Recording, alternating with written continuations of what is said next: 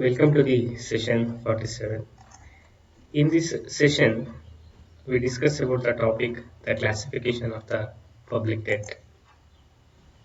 The objective of the study is to identify the different classification of the public debt, and in the end of the session, you will be you will be supposed to in a position to explain the classification of the public debt. In the view of the differences in criteria, public debt is classified into various categories. The first one is internal debt. It refers to the government loans floated in the capital market within the country. Such debt is arises from the individuals and institutions of the country. ಅಂದರೆ ಆಂತರಿಕ ಸಾಲ ಅಂತಕ್ಕಂಥದ್ದು ಬಂಡವಾಳ ಮಾರುಕಟ್ಟೆಯಿಂದ ಸರ್ಕಾರವು ಪಡಿತಕ್ಕಂತಹ ಅಥವಾ ಸಾರ್ವಜನಿಕ ವಲಯ ಪಡಿತಕ್ಕಂತಹ ಒಂದು ಸಾಲ ಆಗಿರುತ್ತೆ. ಇದು ಬಹುತೇಕವಾಗಿ ದೇಶದ ಒಳಗಡೆ ಇರ್ತಕ್ಕಂತಹ ವ್ಯಕ್ತಿಗಳು ಮತ್ತು ಸಂಸ್ಥೆಗಳಿಂದ ಹಣಕಾಸು ಸಂಸ್ಥೆಗಳಿಂದ ಅಲ್ಲಿಂದ ಪಡಿತಕ್ಕಂತಹ ಸಾಲ ಇದಾಗಿರುತ್ತೆ. And the second one is external debt. ಈ ಎಕ್ಸ್ಟರ್ನಲ್ ಡೆಟ್ ಅನ್ನ ನಾವು ದೇಶದ ಹೊರಗಡೆಯಿಂದ ಪಡಿತಕ್ಕಂತಹ ಒಂದು ಸಾಲ ಆಗಿರುತ್ತೆ. ಅಂದ್ರೆ ದೇಶದ ಹೊರಗಡೆ ಇರ್ತಕ್ಕಂತಹ ಏನು ವಿದೇಶಿ ಬಂಡವಾಳ ಮಾರುಕಟ್ಟೆಯಿಂದ ನಾವು ಪಡಿತಕ್ಕಂತಹ ಸಾಲ ಇದಾಗಿರುತ್ತೆ. ಇನ್ the sense by the government from the foreign nationals, foreign governments and international financial institutions, where it raises the debt is called the external debt. And the third one is short-term debt. The government debt held in short-term interest-bearing securities, namely treasury bills, is called the short-term debt. ಅಂದ್ರೆ ಈ ಸರ್ಕಾರವು ಏನು ಒಂದು ಸರ್ಕಾರಿ ಸೆಕ್ಯೂರಿಟಿಗಳಿರ್ತವೆ ಅಥವಾ ನಾವು ಸಾಲಪತ್ರಗಳು ಅಂತ ಹೇಳಿ ಕರಿತೇವೆ. ಉದಾಹರಣೆ ಟ್ರೆಜರಿ ಬಿಲ್ಸ್, ಸರ್ಕಾರಿ ಸಾಲಪತ್ರಗಳಿಗೆ ಉದಾಹರಣೆ ಟ್ರೆಜರಿ ಬಿಲ್ಸ್ ಆಗಿರುತ್ತೆ. ಸೊ ಇವುಗಳ ಮುಖಾಂತರ ಒಂದು ಅಲ್ಪಾವಧಿಯ ಸಾಲವನ್ನ ಪಡಿತಕ್ಕಂಥದ್ದು. And generally usually 90 days is being called the short term loans period. ಈ ಟ್ರೆಜರಿ ಬಿಲ್ಸ್ ನ ಒಂದು ಅವಧಿ 90 ದಿವಸಗಳವರೆಗೆ ಆಗಿರುತ್ತೆ. The next one is long term loans. The loans raised by the government for a period exceeding 5 years or more than is called the long run loans or long term loans. Government borrows money for such period from the central bank of the country to cover temporary deficits in the budget. ದೀರ್ಘಾವಧಿಯ ಸಾಲಗಳು ಕೂಡ ಈ ಒಂದು ಸಾರ್ವಜನಿಕ ಸಾಲದ ವಿಧಗಳಲ್ಲಿ ಒಂದಾಗಿದ್ದು, ಒಂದು ಸರ್ಕಾರದ ಬಜೆಟ್ ಡೆಫಿಸಿಟ್ಸ್ ಏನಿದೆ ಅದನ್ನ ಫಿಲ್ ಮಾಡೋದಕ್ಕೆ ನಾವು ಈ ಲಾಂಗ್ ಟರ್ಮ್ ಲೋನ್ಸ್ ಅನ್ನ ಪಡೆದುಕೊಳ್ತೇವೆ. ಯೂಶಲಿ ಲಾಂಗ್ ಟರ್ಮ್ ಲೋನ್ಸ್ 5 ವರ್ಷಕ್ಕಿಂತ ಮೇಲ್ಪಟ್ಟಿ ಪಡಿತಕ್ಕಂತಹ ಒಂದು ಸಾಲದ ಪ್ರಕ್ರಿಯೆ ಆಗಿರುತ್ತೆ. Next one is funded floating debt. Funded debt is the loan repayable after a long period of time, usually more than a year. Funded debt is a long-term debt, and for the repayment of such debt, the government maintains a separate fund. ಒಂದು ವರ್ಷಕ್ಕಿಂತ ಅಥವಾ ಸಾಲ ಪಡೆದುಕೊಂಡ ನಂತರ 1 ವರ್ಷದ ನಂತರ ಏನು ಸಾಲವನ್ನು ತೀರಿಸ್ತೇವೆ ಆ ರೀತಿ ಫಂಡ್ ಅನ್ನು ನಾವು ಫ್ಲೋಟಿಂಗ್ ಡೆಟ್ ಅಂತ ಹೇಳಿ ನಾವು ಕರೀತೇವೆ. ಈ ರೀಪೇಮೆಂಟ್ ಏನಿದೆ ಅಥವಾ ಸಾಲದ ಮರುಪಾವತಿಯನ್ನ ಮಾಡೋದಕ್ಕೋಸ್ಕರ ಸರ್ಕಾರ ತನ್ನದೇ ಆಗಿರ್ತಕ್ಕಂತಹ ಒಂದು ನಿಧಿಯನ್ನ ಕಾಪಾಡಿಕೊಂಡು ಬರಬೇಕಾಗತ್ತೆ.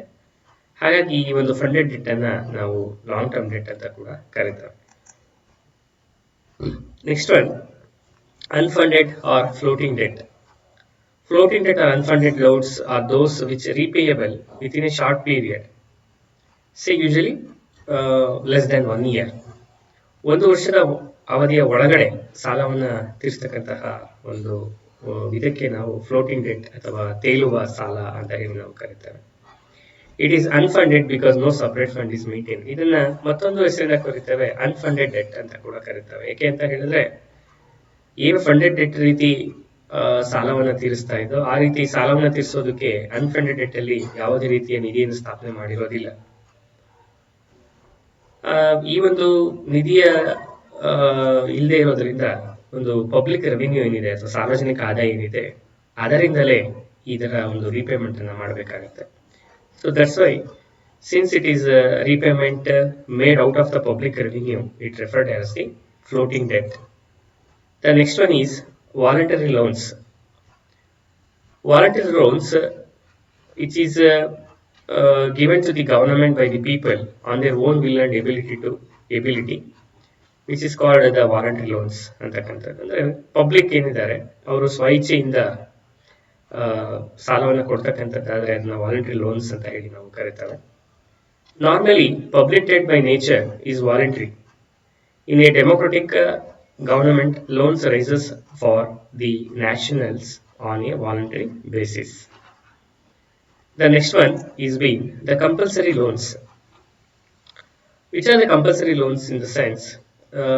The loans which is in the time of emergencies, namely war, natural calamities, and government may force the nationals to lend the loan. So, such loans also called forced compulsory loans.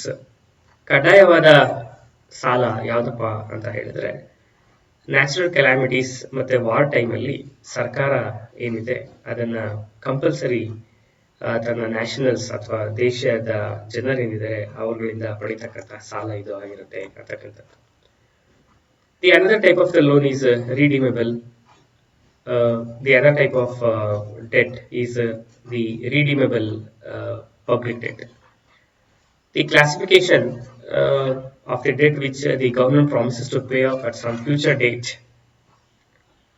ಒಂದು ನಿರ್ದಿಷ್ಟ ಅವಧಿಯ ನಂತರ ಈ ಒಂದು ಸಾಲವನ್ನ ಮರುಪಾವತಿ ಮಾಡ್ತೇನೆ ಅನ್ನೋ ಆಧಾರದ ಮೇಲೆ ಸಾಲ ಮಾಡ್ತಕ್ಕಂಥ ವಿಧ ಏನಿದೆ ಇದನ್ನ redeemable public debt ಅಂತ ಹೇಳಿ ನಾವು ಕರೀತೇವೆ. After the maturity period, the government pays the amount to the lenders. So ಒಂದು ಮೆಚುರಿಟಿ ಅವಧಿ ಏನಿದೆ, ಸಾಲದ ಅವಧಿ ಏನಿದೆ, ಅದಾದ್ಮೇಲೆ ಗೌರ್ಮೆಂಟ್ ಏನ್ ಮಾಡುತ್ತೆ ಅಂತ ಹೇಳಿದ್ರೆ ಯಾರಿಂದ ಸಾಲವನ್ನು ಪಡೆದಿರುತ್ತೆ ಅದಕ್ಕೆ ಸಾಲವನ್ನು ಮರುಪಾವತಿ ಮಾಡಬೇಕಾಗುತ್ತೆ. So this type of lone ಅನ್ನ ನಾವು ಟರ್ಮಿನಬಲ್ ಲೋನ್ಸ್ ಅಂತ ಹೇಳಿ ಕರೀತೇವೆ. ಒಂದ್ಸತಿ ಸಾಲದ ಮರುಪಾವತಿ ಆದ್ಮೇಲೆ ಅದು ಅಲ್ಲಿಗೆ ಮುಕ್ತಾಯ ಆಗುತ್ತೆ ಅಂತಕ್ಕಂಥದ್ದು. ಮತ್ತೊಂದು ಇರ್ರಿಡೀಮಬಲ್ ಲೋನ್ ಅಂತಕ್ಕಂಥದ್ದು. ಇಲ್ಲಿ ಸರ್ಕಾರ ಯಾವುದೇ ರೀತಿಯ ಪ್ರಾಮಿಸ್ ಅನ್ನ ಮಾಡಿರೋದಿಲ್ಲ, ಸಾಲವನ್ನ ಪಡಿಬೇಕಾದ್ರೆ ನಿಮಗೆ ವಾಪಸ್ ಕೊಡ್ತೇವೆ ಅಸಲನ್ನ ಅಂತಕ್ಕಂಥದ್ದು.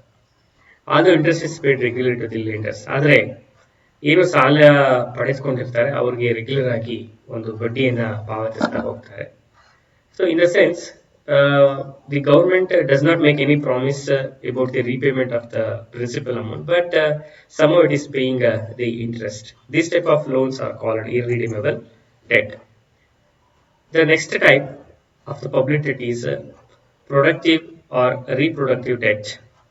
So it is used in income earning enterprises. Productive debt refers to the loan which is raised by the government for increasing the productive power of the economy. ಅರ್ಥವ್ಯವಸ್ಥೆಯಲ್ಲಿ ಇರ್ತಕ್ಕಂತಹ ಒಂದು ಉತ್ಪಾದಕತೆಯನ್ನು ಹೆಚ್ಚಿಸೋದಕ್ಕೆ ಸಮ್ಟೈಮ್ ಏನು ಸರ್ಕಾರ ಸಾಲವನ್ನು ಮಾಡುತ್ತೆ ಆ ಒಂದು ವಿಧವನ್ನೇ ನಾವು ಪ್ರೊಡಕ್ಟಿವ್ ಲೋನ್ ಅಥವಾ ಉತ್ಪಾದಕ ಸಾಲ ಅಂತ ಹೇಳಿ ನಾವು ಕರೀತೇವೆ. And the next one is unproductive or dead weight debt ಅಂತಕ್ಕಂಥದ್ದು. ವಾಟ್ ಈಸ್ ದಟ್ ಮೀನ್ ಅಂತ ಹೇಳಿದ್ರೆ unproductive debt it is spent on the purposes which do not yield any income to the government. Say for example refugee rehabilitation or family relief work. ಏನು ಪ್ರಕೃತಿ ವಿಕೋಪ ಸಂದರ್ಭದಲ್ಲಿ ಅಥವಾ ಪುನರ್ವಸತಿ ಏನಿದೆ ನಿರಾಶ್ರಿತರಿಗೆ ಕಲ್ಪಿಸುವ ಸಂದರ್ಭದಲ್ಲಿ ಸರ್ಕಾರ ಏನು ಸಾಲವನ್ನು ಮಾಡುತ್ತೆ ಉದಾಹರಣೆಯಾಗಿ ತೆಗೆದುಕೊಂಡಾಗ ಇಲ್ಲಿ ಯಾವುದೇ ರೀತಿಯ ಉತ್ಪಾದಕತೆ ಇರೋದಿಲ್ಲ. ಹಾಗಾಗಿ ಇದನ್ನು ನಾವು ಅನ್ಪ್ರೊಡಕ್ಟಿವ್ ಡೆಟ್ ಅಂತ ಹೇಳಿ ನಾವು ಕರೀತೇವೆ. Loans are financing war may be regarded also the unproductive loans ಅಂತಕ್ಕಂಥದ್ದು. So till now we discussed about the type of public debt. Thank you for watching.